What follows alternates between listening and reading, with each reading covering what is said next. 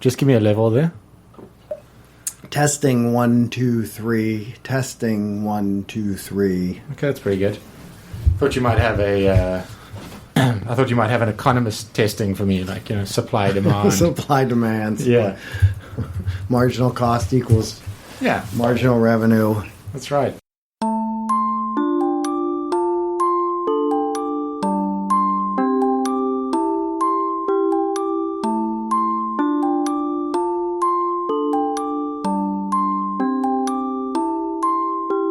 Welcome to Blind Spot. I'm Steve Reardon. My guest today is Professor Paul Oyer. Paul Oyer is the Fred H. Merrill Professor of Economics at the Stanford Graduate School of Business. He is also a research associate with the National Bureau of Economics and the editor-in-chief of the Journal of Labor Economics. Paul does research in the field of personnel economics. In addition, he is the author of 2 books published in 2014, Everything I Ever Needed to Know About Economics I Learned from Online Dating, which is an entertaining and non-technical explanation of numerous key ideas in microeconomics using examples from online dating. And he's also the author of Roadside MBA with Michael Mazzeo and Scott Schaefer, which is a non-technical strategy guide for small businesses based on the author's extensive travels around the US interviewing small business owners.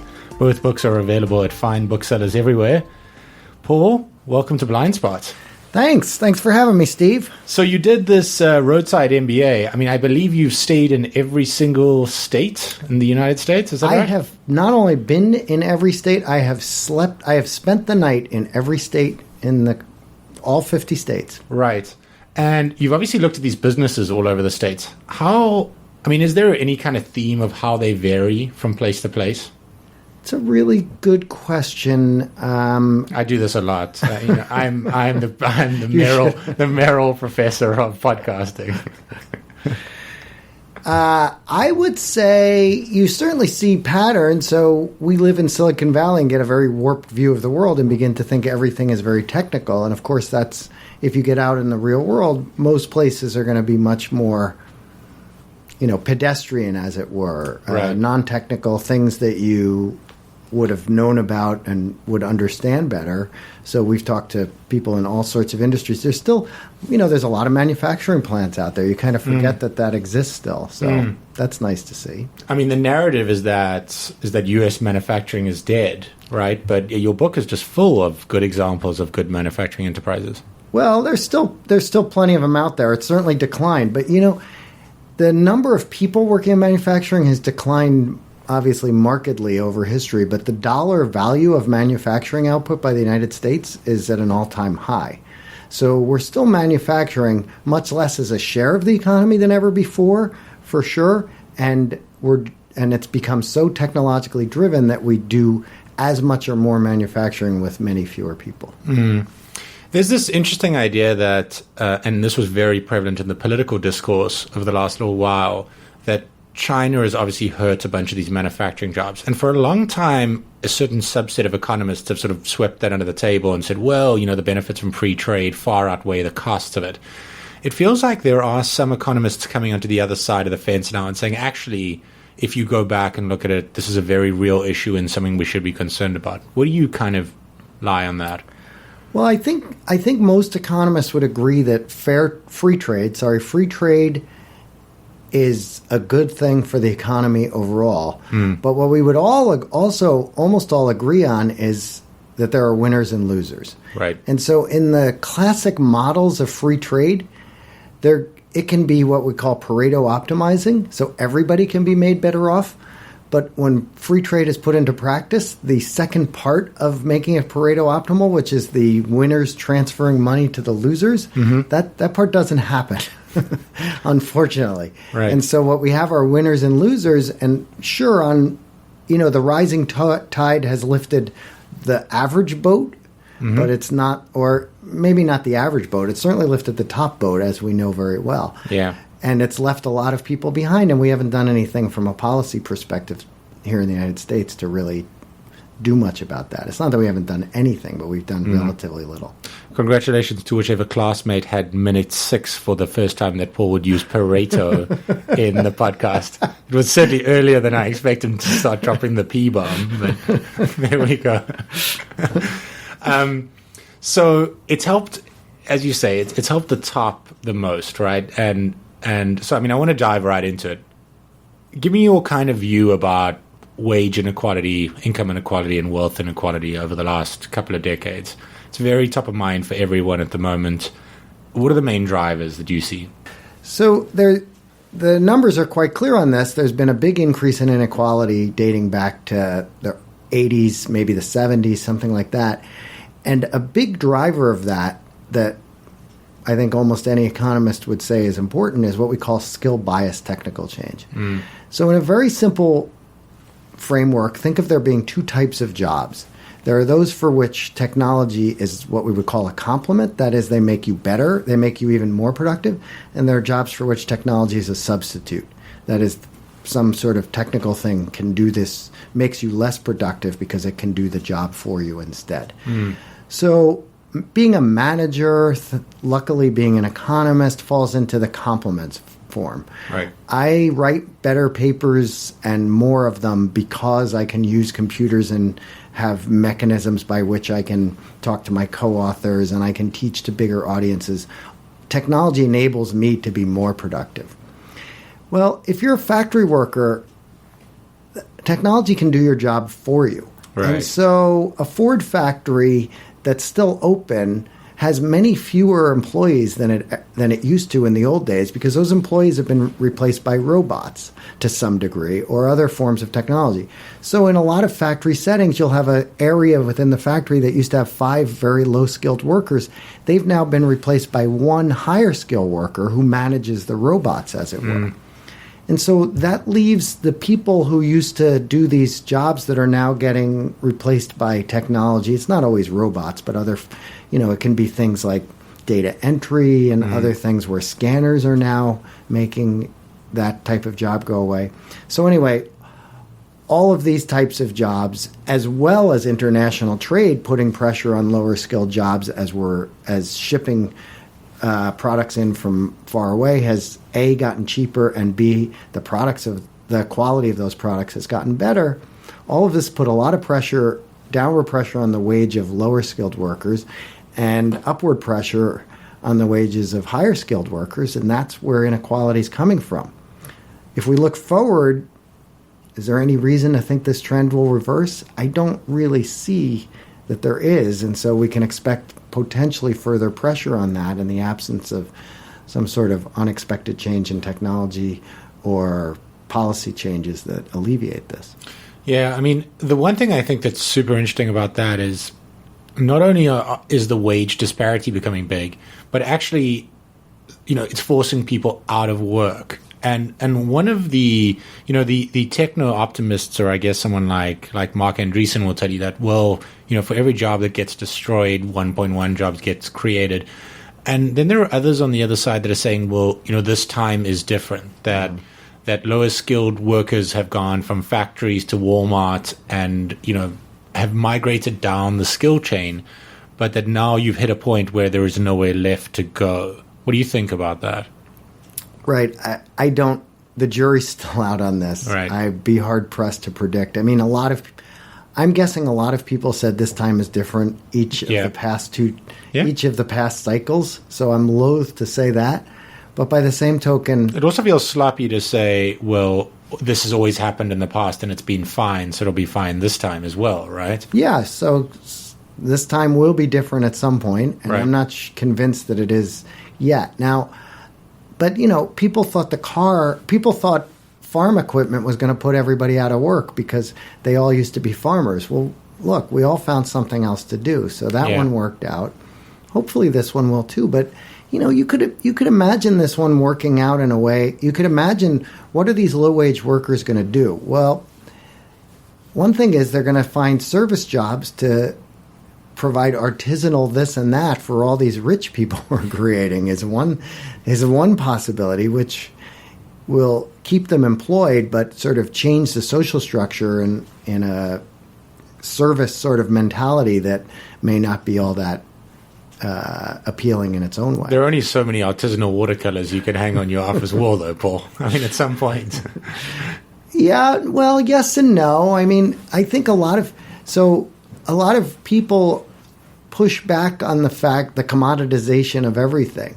So meals, for example, I mean, more and more, there's always more artisanal food out there that can be created. If you go to Whole Foods, somebody has made some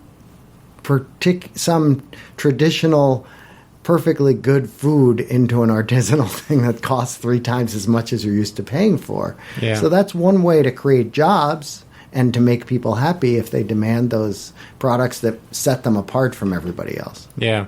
So, I mean, one of the potential solutions of this is kind of what's called the gig economy, or these. Right.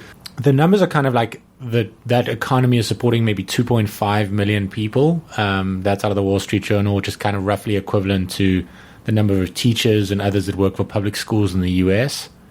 Is that right? Sounds a little low. Okay. So the gig economy, depending on so that might be right if you're talking about what we really mean by the new gig economy, which is Uber drivers and tech platform based workers. Oh, I could believe that then. Sure. Yeah. So you've been doing some work on this. Can you sort of just explain kind of what the gig economy is and kind of and maybe some of the numbers around that? So the term the gig economy comes from Uber and other tech platforms, and it's workers meeting employers through some sort of tech-based platform. Right. That's one way to interpret it. But I like to think of it as just a small part of the overall independent workforce. So we have They've always been freelance graphic designers, right? Exactly. That's exactly right. So we've always had freelance this and that. Now, that segment of the economy has grown, but it's still a small part of the overall labor force. And even within that small part of the labor force, the gig economy people, the people who are fully basing their lives on these apps, that's a very small portion of the economy, maybe 1% or something. So you said 2.5 million, that would be about in the ballpark. Now, the independent workforce, on the other hand, is much more. Depending on how you measure it, it's more like 10 or 15% of all workers are doing some sort of independent work. They're 1099 workers, so they're not attached to one single employer. And you can make that number much higher. So I did a study looking at a survey of workers, and about 1/3 of American workers are doing some sort of independent work. So I would count in this, right? I have a regular job as a Stanford professor, but I sometimes do some consulting work or some outside.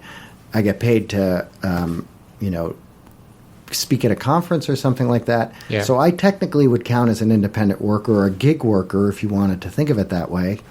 So that part of the workforce is as much as a third of all people have at least some hand in that. Yeah. I mean, there's obviously a very clear difference between someone who's, supplementing their income and someone who's keeping themselves above the bread limit, right? So, yes. And Uber drivers are a great example of this. I mean, I had an Uber driver yesterday who's a construction worker, and essentially without being able to fill in with Uber would find subsisting kind of quite difficult. Uber is a fascinating subject. I mean, I think the amount of people that talk to their drivers about the economics of Uber is off the charts. I mean, it just seems to be a obsession with people. Now, rumor has it you've been driving your Audi A4 around the Bay Area and picking people up as a registered Uber driver. Is that a true and verifiable? It's true. So I have a research project going where I'm working with Uber on a study we're doing, and to really understand the drivers that we're studying, I've been driving for Uber. I haven't done it a lot, but I've done enough. I have a really high rating. Yeah, I was going to say, what is your driver rating? 4.94. Wow. That's pretty high. I have an Audi A4. That helps. So what have you found driving for Uber?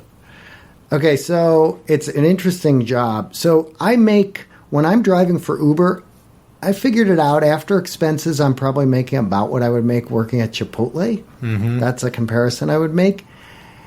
Which is not great, right? It's not great. But I would argue, if I were given the choice between driving for Uber and working at Chipotle, I personally would choose to drive for Uber, but not everybody would make that choice. People might come down differently on that.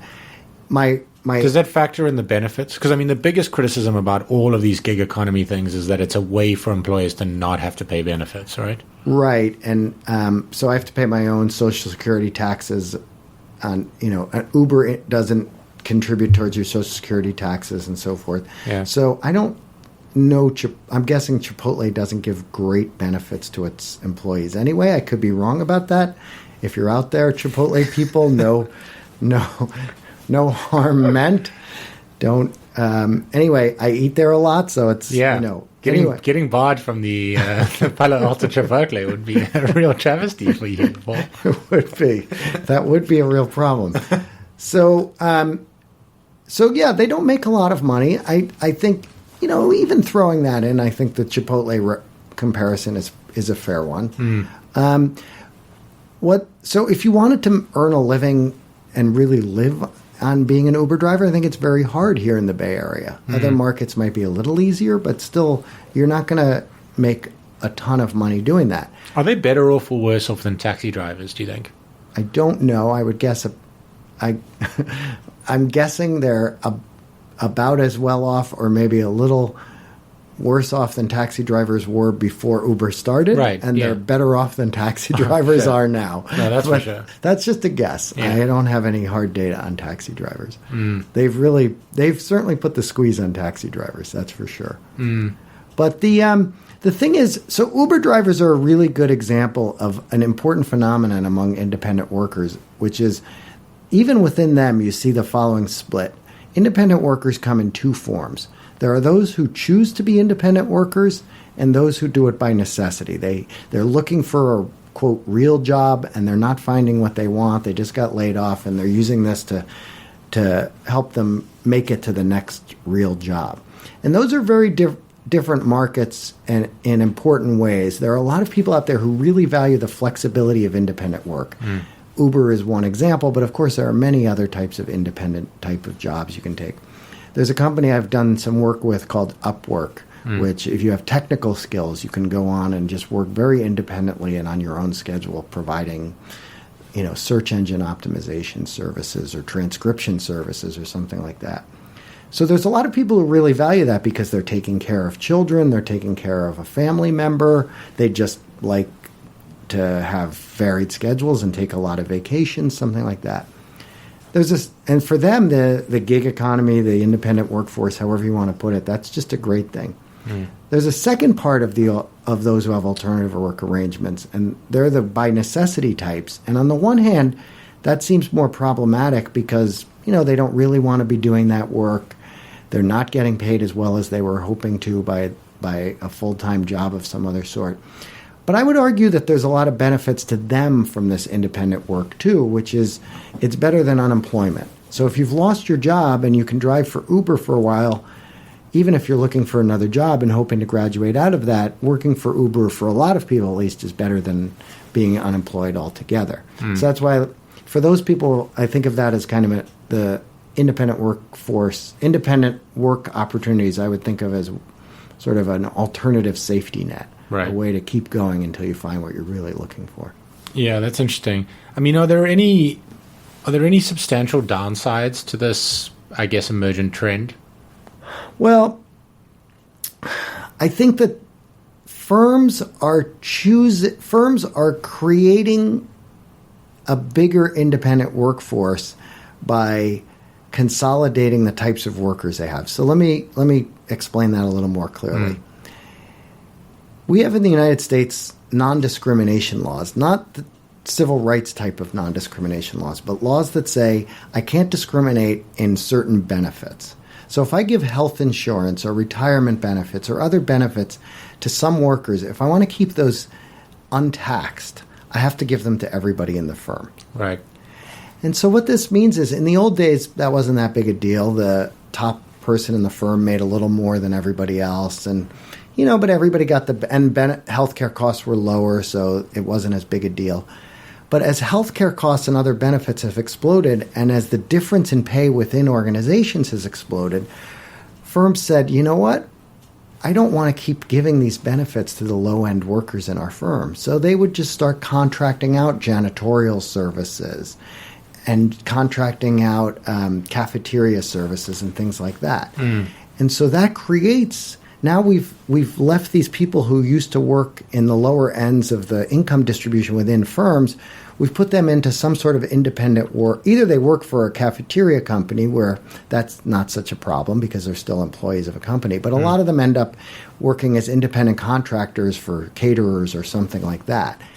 And so the downside of all of this has been not so much that the gig economy is a downside, but that the fact that it's grown so big, at least for many workers, I think is an outcome of the fact that income distribution widening sort of forced a lot of low-end people forced firms to put a lot of lower skilled people into the gig economy or the alternative workforce kind of against their will. Yeah, I mean, some of the optimism around the gig economy was that it was going to play a role in reducing income inequality. Is there any data or evidence that you've seen that that's actually happening? That's a good question in the sense that it's very important and interesting, but still somewhat unknown. Right. I can give you one example. I can tell you that in certain circumstances, it's pretty clear that people who work in the gig economy are sort of lower down in the income distribution, and they're getting money from people who are further up in the income distribution. So you can think of that as just a means by which income, certainly in the gig economy, money is being distributed from higher end people to lower end people. Uber is a good example. The average rider is upper middle class, and the average driver is probably middle class or lower middle class. I did this work for Upwork, and what you saw was a clear trend where the consumers of services on Upwork were in some of the highest, most educated, and wealthiest parts of the United States, and the people who were doing the contract work on Upwork were in middle income areas. They weren't in the lowest, so it wasn't really solving the distribution problem of pushing money down to really hurt low income areas, but it was pushing it down from sort of rich areas to middle class areas. Yeah. So there's some degree, but that's going to happen.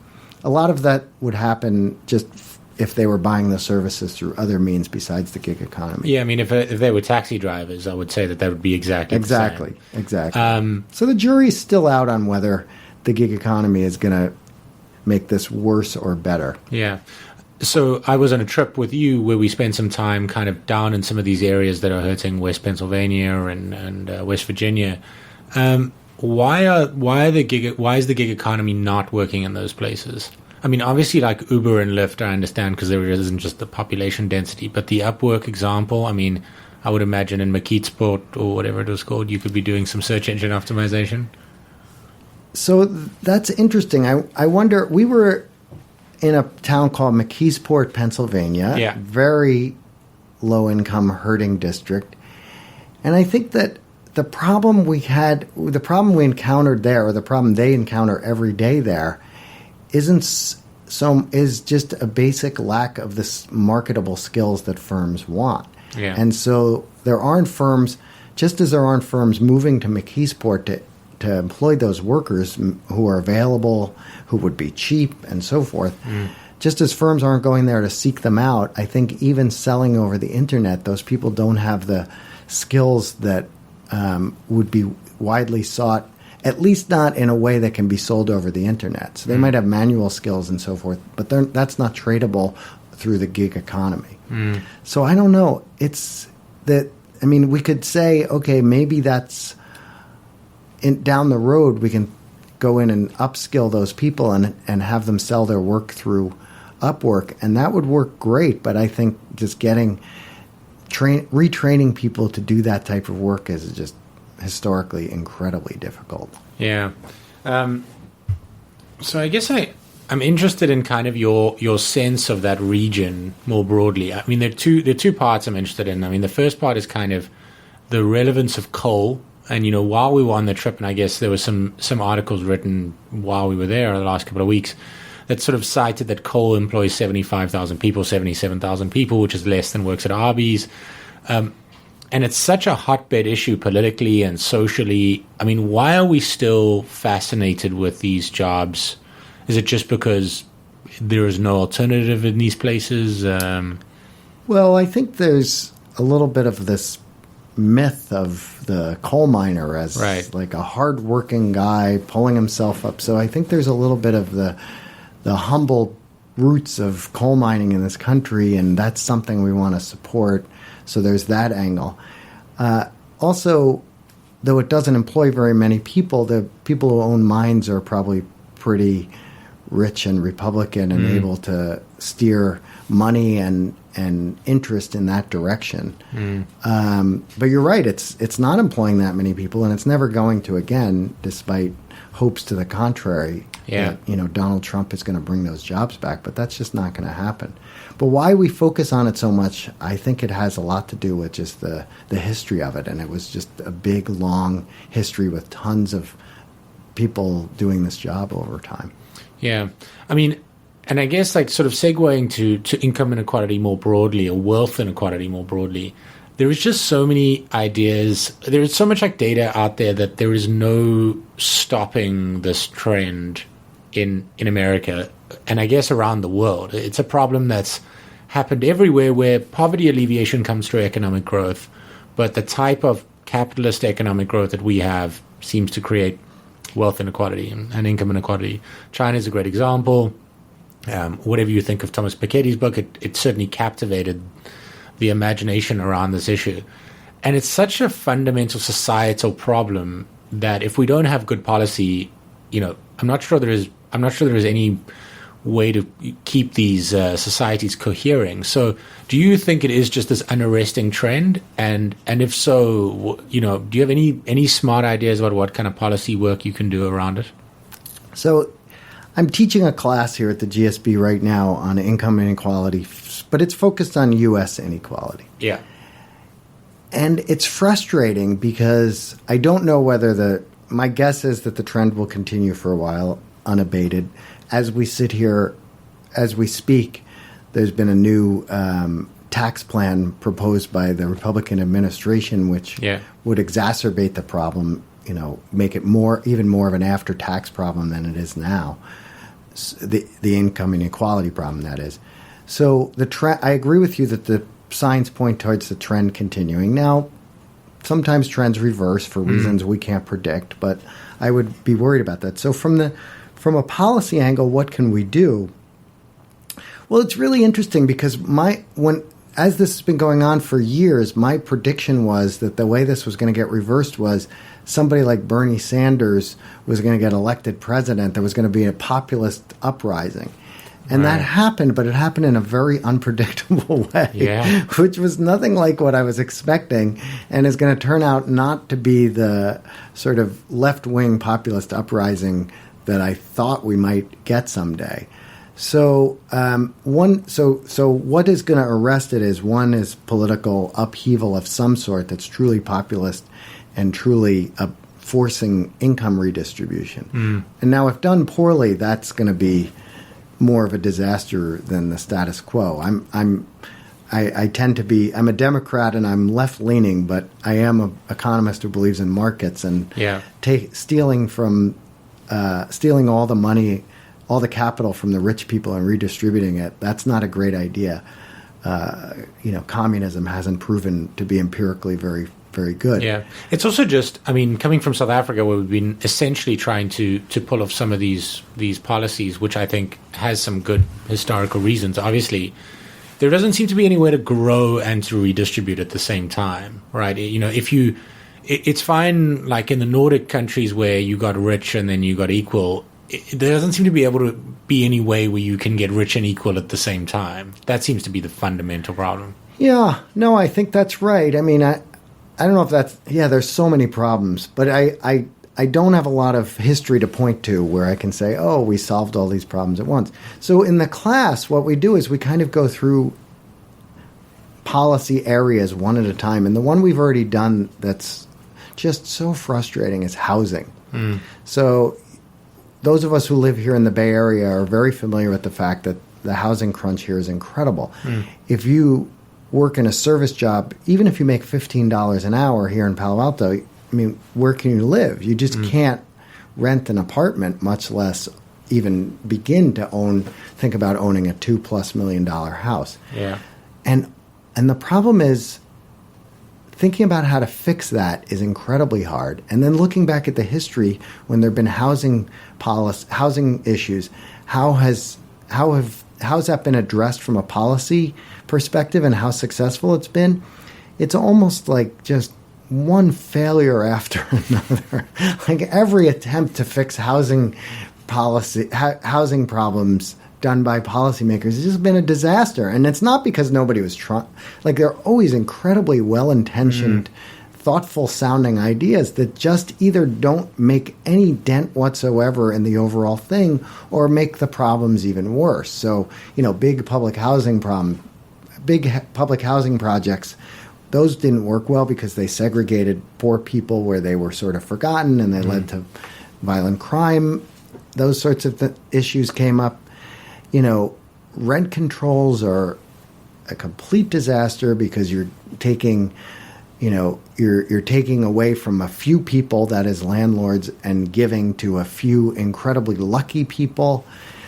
These low-income housing initiatives you've probably heard about as you've lived in Palo Alto long enough to hear about, we're going to set aside this many houses for low-income housing. Well, that's great. You set aside 10 units, and there's demand for 4,000 units. And again, I'm not criticizing because I'm not doing anything to solve the problem, but I just wish there were better solutions. Okay. So we have no solutions. Paul, I thought you were going to have the silver bullet for us for how to deal with wealth and income inequality. No, I really don't. And on housing, I just, of course, one big solution in the Bay Area to housing is to increase the supply of housing. So there's the not in my backyard attitude that that leads to zoning policies that really restrict the number of houses. So I had a guest in my class yesterday who, I'm going to not get the numbers exactly right, but they made a great point that over the last few years, there have been maybe 500,000 jobs created in the Bay Area and 60,000 housing units or something like that. Fantastic. So where are those other 440,000 people coming from? Well, they're commuting in from practically Sacramento, right? Yeah. And so one thing you do is you increase the supply. Well, that sounds good, but then what do you do about the fact that there aren't enough schools for all those people? And, the roads are already incredibly clogged. So if you build more houses, you have that many more people driving. So you have to be any growth has to be thinking about mass transit as part of the process. But then, is now the right time to invest in mass transit infrastructure? I mean, on the one hand, of course, you'd say, yes, our mass transit infrastructure is not that great, and it's old, and it's inadequate. But do you want to invest in a lot of mass transit infrastructure 10 years before we might have to redo everything because driverless cars are going to maybe need a different set of infrastructure that we have now? It's hard. This is why I'm a professor instead of being a policymaker. Okay, Paul, so lots of problems and no solutions. Is that... come on. That's so pessimistic. I don't want to leave it at that. Okay, Paul, give us something optimistic to think about. Something optimistic to think about. There are so many great things happening and being innovated. We just have to think about how to put them to use for everybody and make most people's lives better off, if not everybody. Well, I mean, the one potential possibility, which is both incredibly depressing and incredibly optimistic, is that perhaps AI will actually fulfill the dream and will just put us all out of work. And therefore, even the rich people will be in the same boat as the poor people. I don't really believe that's going to happen. I mean, the idea that it's going to put a lot of people out of work, that would be fine with me if we just figure out ways to support those people for whom work just isn't worth it because machines have greater skills than they have. Well, that's right. I mean, as soon as you get to 40% or 60% unemployment, you need to have structural changes to your economy to figure this out, right? Right. You need structural, but this is where the economist, so believe it or not, there are limits to what economists can offer. Paul, come on, Paul. Okay, sorry.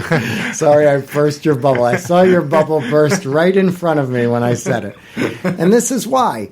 Because there's a mindset shift that has to happen before any sort of universal basic income can take place. Yeah. Because of so much of our self-esteem is caught up in our work and supporting ourselves. Yeah. And so if you were ever in a position to take even 25% or 40% of the economy and say, you know what? It's fine. We invented stuff that makes it so that you can just do other things with your time. But then you then have to figure out a way to change the work ethic, which we're so proud of, to make people say, oh, that's okay. Yeah, okay. I'll just do this other thing with my time. Yeah, I mean, UBI is a potentially interesting idea. Very interesting idea. Long way off. Okay, Paul, that's been really insightful. Thank you very much for coming on Blind Spot. Wait, what am I going to say? I think it's been a pleasure is usually the customary thing at the end. Can you not even force that out? No, I can. I'm just trying to think of something a little more innovative. It's been my pleasure, Steve. No, now we have to do it without you laughing, because you can't leave the part in where I laughed.